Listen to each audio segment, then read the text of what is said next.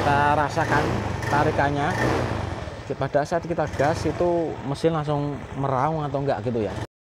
Halo semuanya, dimanapun kalian berada, semoga kalian yang menonton video ini masih dalam keadaan sehat, panjang umur, dan juga mudah rezekinya ya. Amin amin amin ya rabbal alamin.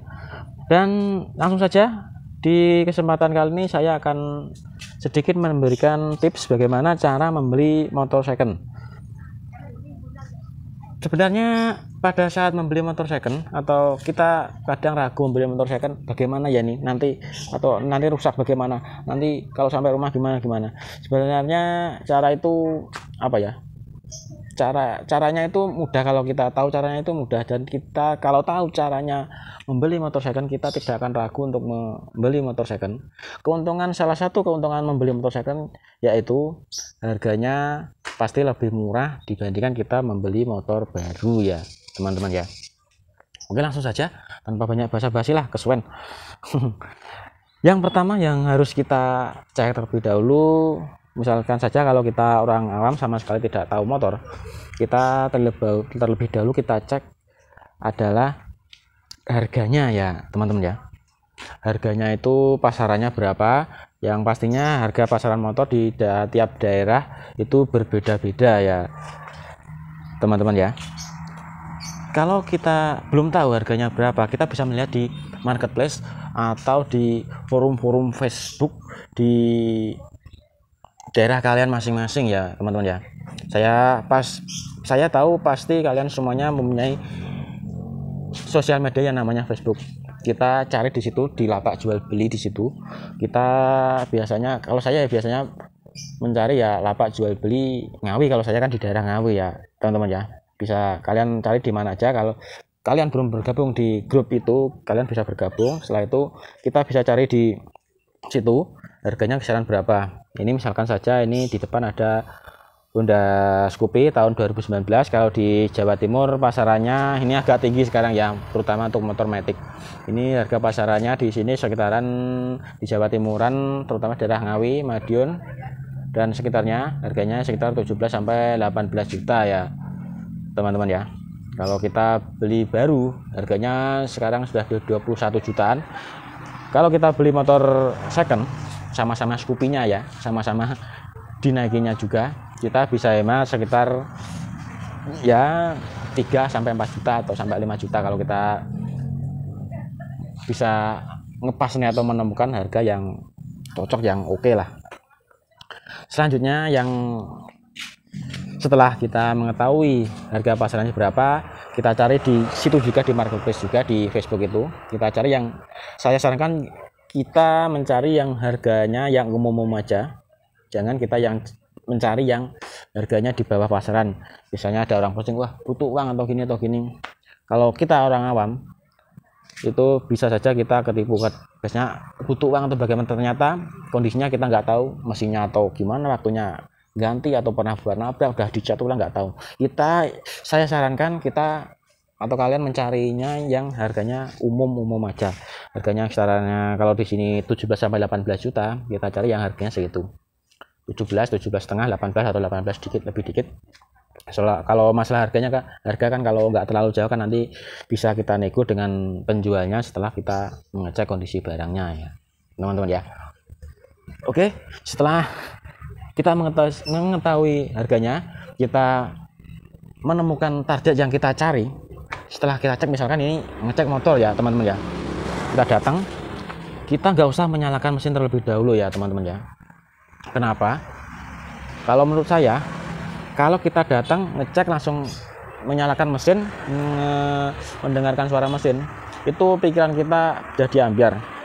Ambiar gimana? Kita belum tahu kondisinya apa-apa, kita sudah menyalakan mesin. Suara mesin kita tahu ya gimana. Ya suara mesin ya gitu. Tapi itu bisa membuat pikiran kita jadi ambiar. Kalau nggak percaya ya coba aja. Itu pengalaman pribadi saya, dan juga berdasarkan juga teman-teman yang lain, yang teman-teman saya itu juga begitu. Saya sarankan tidak usah menyalakan mesin terlebih dahulu. Yang pertama kita cek adalah kondisi bodi-bodinya ya teman-teman ya. Kondisi bodinya bagaimana, ada yang berat atau enggak. Kita cek secara keseluruhan, secara memutar. Untuk kondisi bodi-bodi kita melihatnya bisa dengan lebih kita mendekatkan. Kalau kita melihat lebih dekat atau kita melihatnya di bawah sinar matahari, kalau ada bodi yang dicat ulang itu pasti kelihatan. Itu pasti sebagus-bagus apapun orang ngecat motor atau bengkel ngecat motor, pasti ada kelihatan bilangnya. Untuk motor ya biasanya kita cek di bagian sini berat, di bagian bawah dashboard bawah pecah atau enggak, dan juga di bagian sini ya. Ini biasanya kalau ini sering keinjak pastinya berat atau buat angkut-angkut apa. Kalau ini masih bagus, ini berarti motor jarang dipakai buat angkut-angkut.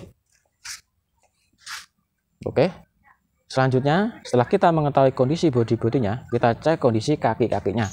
Kondisi kaki meliputi skok, depan, belakang, ban, velg. Oke, kita cek dulu kondisi skoknya. Skoknya apakah ada rembesan oli atau enggak. Kita harapkan ya enggak ada rembesan oli ya. Kalau ini harganya juga lumayan. Kalau kita mengetahui ini tidak ada rembesan oli, jangan terlalu langsung berbahagia. Karena oli tidak ada, bisa terjadi kemungkinan ini olinya sudah habis, jadi tidak ada keluar oli. Oke, kita mengecek kondisi skoknya di gampang sekali. Kita standar tengah seperti ini. Kita jot-jotkan ya. Itu pada kita jot ke bawah, dan pada saat kembalinya terlalu cepat atau terlihat jedok atau terlalu cepat, itu biasanya terjadinya oli sudah habis. Karena fungsi oli dalam skok itu adalah untuk meredam kembalinya pegas atau per skok itu kembali lebih cepat. Jadinya oli itu berfungsi untuk memperlambat kembalinya skok pada saat ke bawah itu kembali ke atas itu agar sedikit agak lambat, jadinya tidak terlalu jedok lah. Gitulah bahasa, semoga teman-teman mengerti. Jangan lupa di bagian depannya juga ya teman-teman ya. Bagian depan kita cek di bagian sini apakah ada rembesan oli atau tidak, dan juga kita pastikan tidak ada berat-berat. Di bagian kanan juga.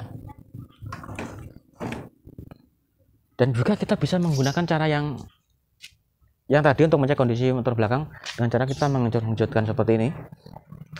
Dan juga kita pastikan kembalinya tidak terlalu cepat, atau bisa di bahasanya itu agak nahan dikit, tidak terlalu jeblak gitu.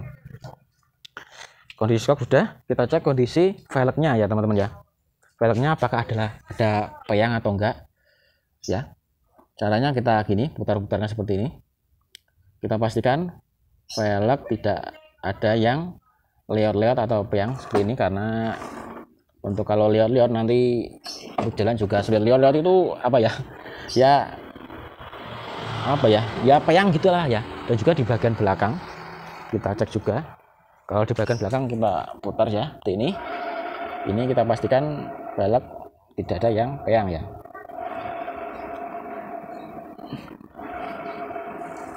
Ini oke. Setelah lihat kondisi kaki-kaki, kita cek kelistrikannya ya teman-teman ya. Kita nyalakan mesinnya, kita nyalakan kontaknya, kita lihat lampunya. Oke, kilometer 26.000 ya, motor usia 3 tahun 26.000, masih normal. Kita lihat apa ini, bensin, indikator bensin. Kita lihat klakson masih nyala, sen kanan kiri kanan, kita cek semuanya, kita pastikan dalam kondisi menyala. Dan juga lampu utamanya ya teman-teman ya, lampu dekat jauhnya nyala, dan juga remnya kita pastikan masih menyala ya teman-teman ya. Oke, itu aja untuk mengecek kondisi kelistrikannya ya teman-teman ya.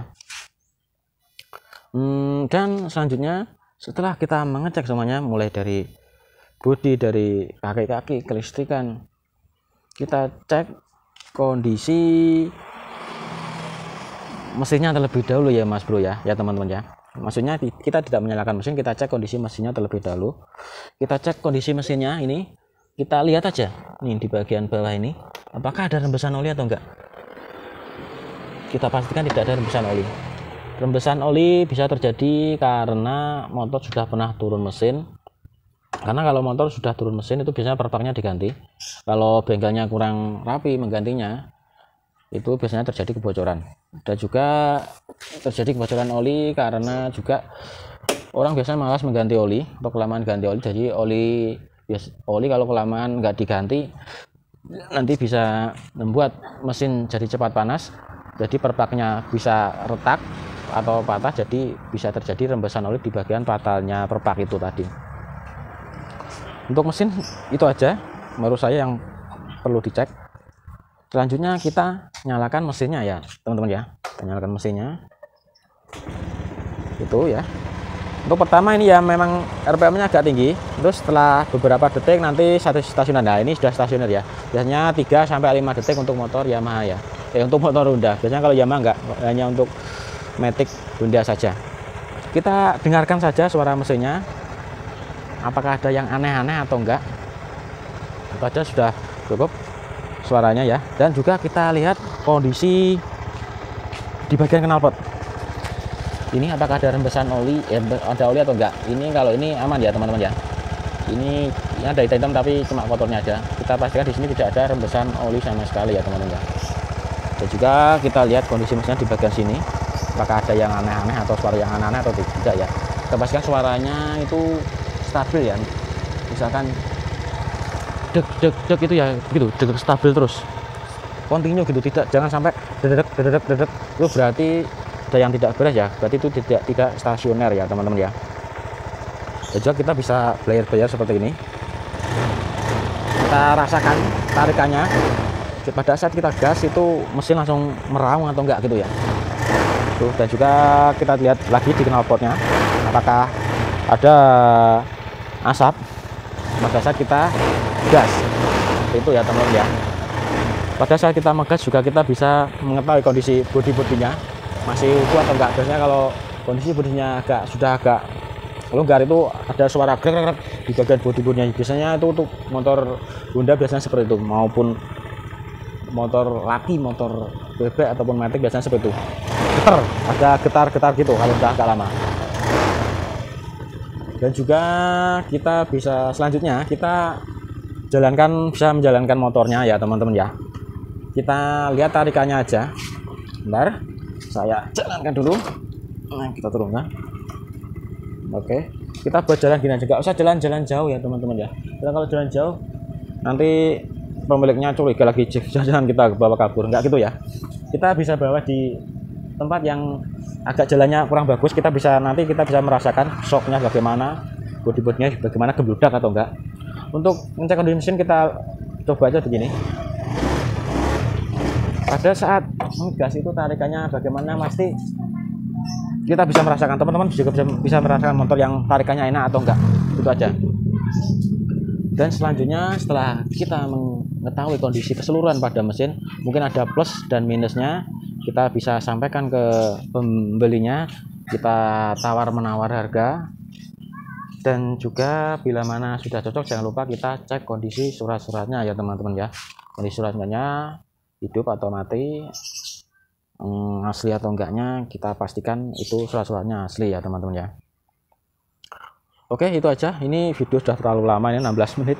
Oke, terima kasih sudah menonton ya teman-teman semuanya. Semoga bermanfaat. Dan bila mana bermanfaat, jangan teman-teman bisa share ke teman-teman semuanya agar bisa bermanfaat buat teman-teman yang lainnya dan juga bermanfaat buat saya. Oke, nggak usah banyak kata. Terima kasih sudah menonton. Jangan lupa subscribe agar tidak ketinggalan seputaran info dan juga tips mengenai roda 2 dari saya. Oke, terima kasih sudah menonton. Goodbye.